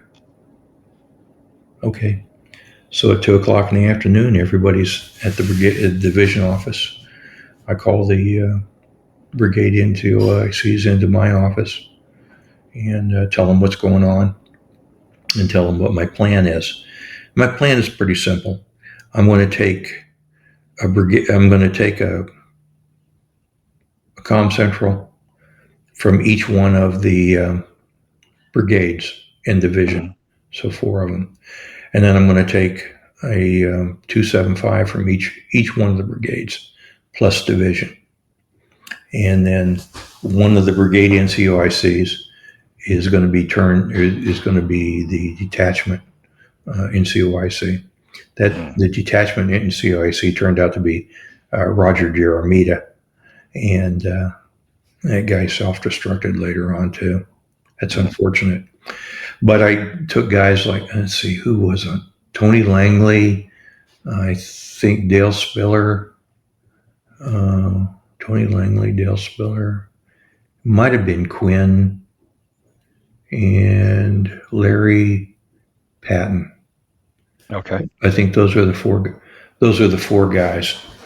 And then we dedicated all our resources to getting those guys ready to go. And all we had to do is say the magic words were Desert Shield, and that was like open sesame. Guys kicked their warehouses open, so they got the best stuff. The radar guys had a vehicle maintenance guy, and they went over our comm centrals with a fine tooth comb. The radio guys went over the radios with a fine tooth comb. They couldn't have been better set up. The good news is the guys stayed on top of their stuff anyway. Yeah. But they were ready to go. And then basically it was go down to Simbach and fill out the dash twos so that you could load the vehicles on the aircraft and take off from there. The only downside was these guys, I understand, they got all the way down there to the desert, and they didn't realize that it gets cold in the desert at night. Yeah. And they didn't take any cold weather crap with them. Oh man. So we had to quick like a bunny send shit down to them. And they got care packages and things like this. Sure. In the meantime, I thought I was going to have another year there because I'd put in for an extension. Mm-hmm. And that got dropped at USAFE by some airman first class, and I wound up getting orders for Fort Irwin. I spent Christmas there not at Fort Irwin, in Germany, working the big USO tent for the people that were deploying down to Southwest Asia. And so that's where we were at Christmas. The troops would get off. They'd fly to Rhine-Main, take a break, get fed, get back on the airplane, and continue on down. And that's where I was there. The reason I didn't put myself in and they wouldn't let me go was I had ruptured my Achilles tendon in June. So I couldn't run. I couldn't jump. Couldn't do any of that stuff. I was still going through therapy. And that made me a liability in my eyes and not an asset. Sure. So then I went to Fort Irwin. I don't want to gloss over that either. That had to be a tough decision for you. I mean, that was one of those things like we all wanted to go, we all want to do it, and you had to make that tough call instead of like jeopardizing the mission by being injured and going. You were like, look, I don't want to make it work. I don't want to make the situation bad over there. So yeah, that's a tough decision, man. That's tough. It really was, and it's something that you don't. If you're at the battalion level, if you're at the battalion level, you do what the boss tells you to do. Right. But when you're at the division level and you're the boss, now you got to make that decision. Right. And here I had trained with these guys. I'd watched them. I'd interacted with them, and you name it. I was just to pat them on the ass and say, you're going to war and I can't go. Mm-hmm. And to saying, this is something I had been training to do all my life. Right. And now I can't go. Yeah. And that was really hard. Now, I will tell you, my wife rejoiced in this. I can imagine, yeah. She rejoiced in this. Yeah, so, our family never shares the same sentiment we do about combat. I will tell you that, I was going to save this for last, but I'll tell you this right now. She is the one thing, the single thread all the way through this. This incredibly strong woman, besides being good looking. But, that's the way it is. We always get good-looking women, and very strong, very supportive. I couldn't have done anything that I did without her support. Yeah. That was going to school. I have 2 degrees, one in electronics, one in business, that kind of stuff. And that was, so anyways, I pat him on the butt. I went to Fort Irwin, And at this time, let's see, I don't know what episode this is, 82? In 81, Oh, episode 81, you talked to Jim Steele. oh yeah, yeah, okay, yeah, must be Yeah. up at Well, 82 then. I was Jim Steele's replacement at Oh, okay, Fort Irwin, and I inherited a fantastic group of guys. For those people, there's two schools of thought of this. There's the permanent party school, and then there's the rotational school. right, And for a rotation, I can understand why the guys that rotated through there were, they didn't want to come or anything like this. But from a permanent party point of view, it was a great assignment. We always say, there's whole saying that your best assignment's always your last assignment. But right. For Fort Irwin, it was my last assignment, and it was great while I was there because I got to do everything a ROMED got to do. If I wanted to control air, I controlled air as an Ivan. If I wanted to just be a controller and sit and watch the planes come in, I got to do this. If if I go up to Sundance and be air traffic management, I could do that. If I wanted to go down to the Star Wars building and just watch the video game going on down there and killing people with a God gun or something like this, I got to do that. So that was a great assignment, and I had some great people working there.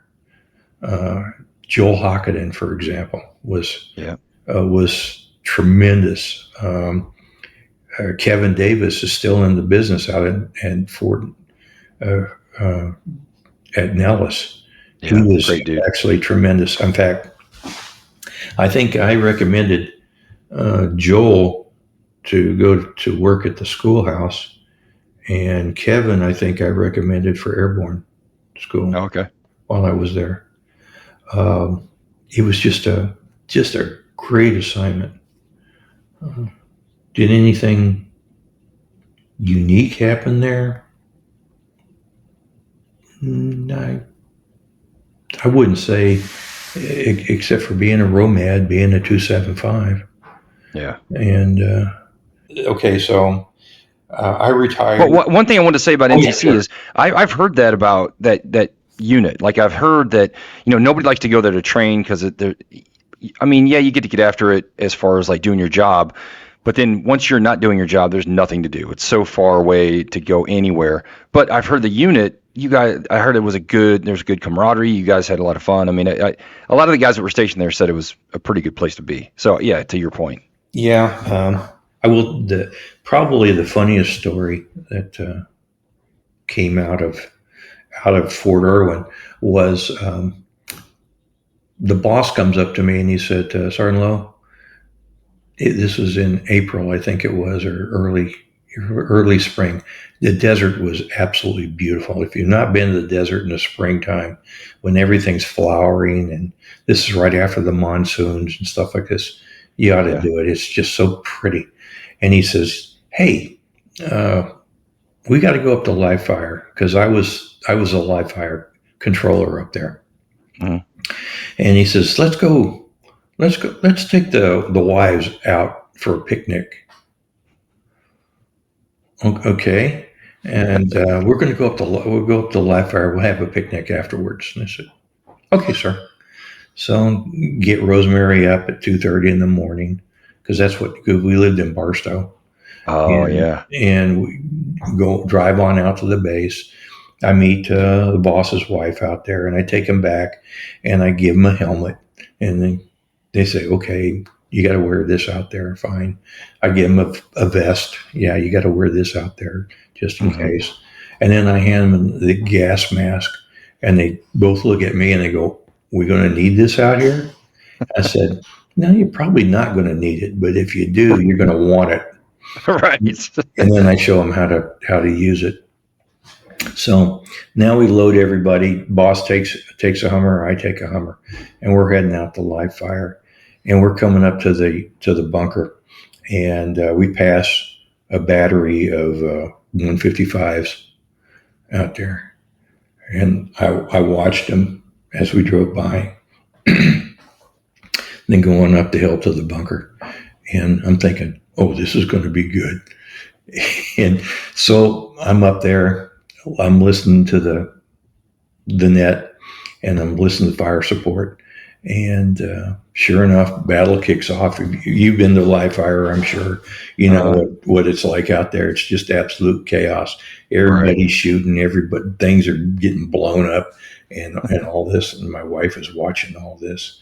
And then over the fire support net, I hear a call for fire, and it's this battery that's right behind us, about 200 yards or so, and they light up. And she comes about 2 feet off the ground, and she turns around and she looks at me and she says, "This is what you do?" And I said, yeah, this is what I do. And you knew I come out in the field. You knew I controlled air, but but this is war. And I said, yeah, that's it. And then the A-10s roll in and they drop their bombs and they shoot their guns. And I said, that's what that is. And then in October, then I go on terminal leave. My replacement's a guy by the name of Lonnie Eaker. I don't know if you know him or not. I don't think so. With the name, but Lonnie's the guy who's replacing me. And then I retire at the end of September, 1993, I think it is. Yeah. Knock around for a couple years, and we had to talk about that. That was some hard years.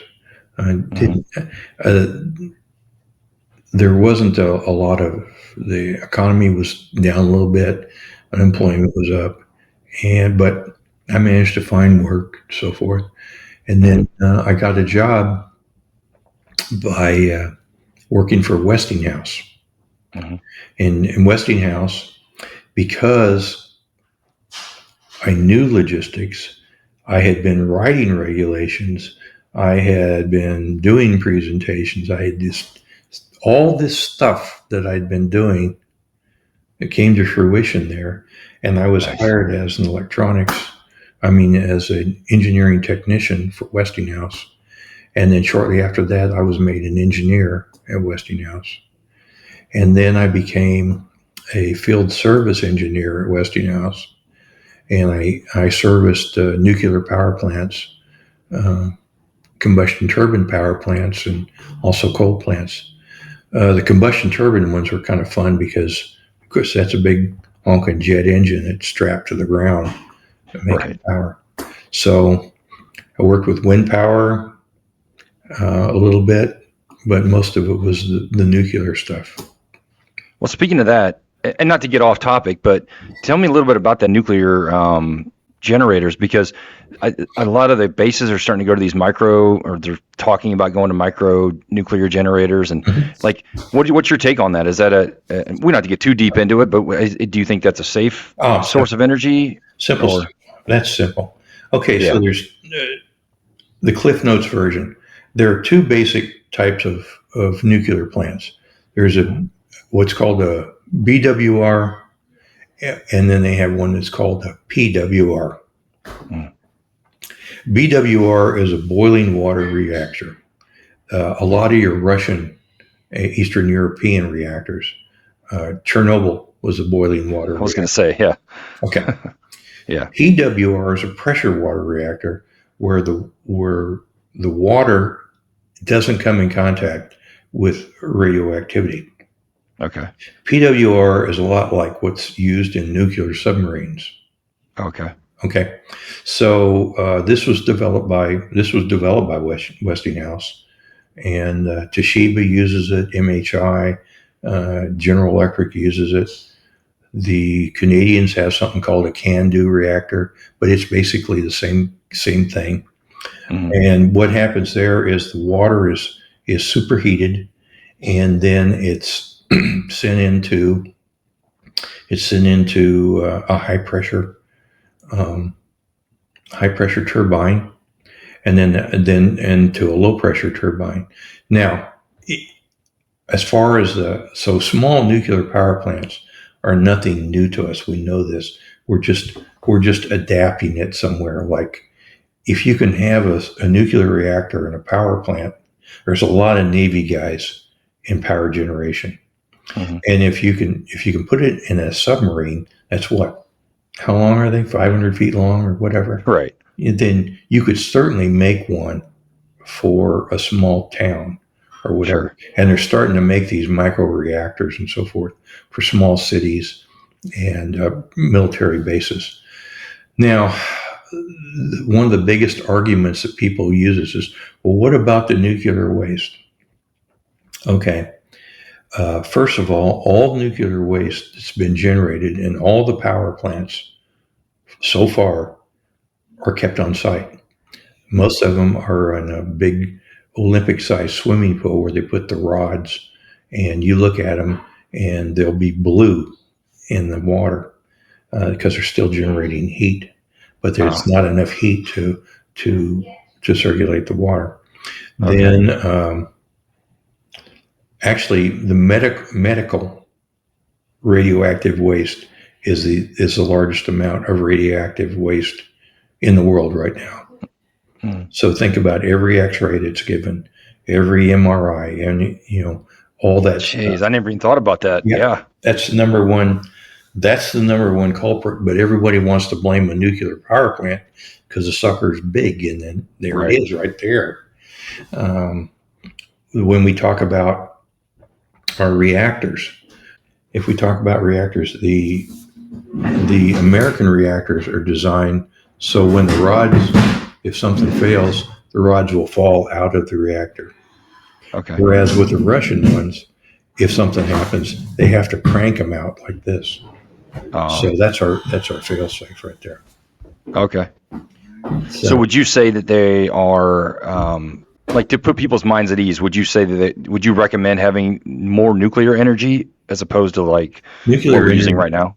nuclear energy is the cheapest form of energy. It's Yeah. cheaper than wind power. It's cheaper than solar. That's um, the only reason wind power is cheap is because it's subsidized. And same way with solar, it's subsidized. Oh, But right, right. nuclear is not. It costs 4 cents. At least my numbers are probably old, but at one time it was 4 cents per kilowatt hour to produce. Okay. And I worked in the biggest nuclear power plant in North America. It's called Bruce, and that's 6,000 megawatts of power when that thing is cranking out. Wow. And bugger is so big, it looks like two aircraft carriers, the turbine halls.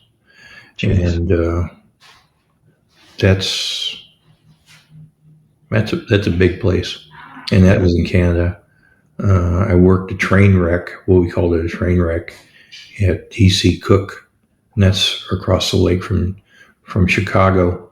And that Mhm. was a what happened with that? Oh yeah, a low pressure turbine threw a blade, and it brought everything high pressure turbine, low pressure generators to a screeching halt in 30 seconds. It actually caused a seismic event. And Jeez.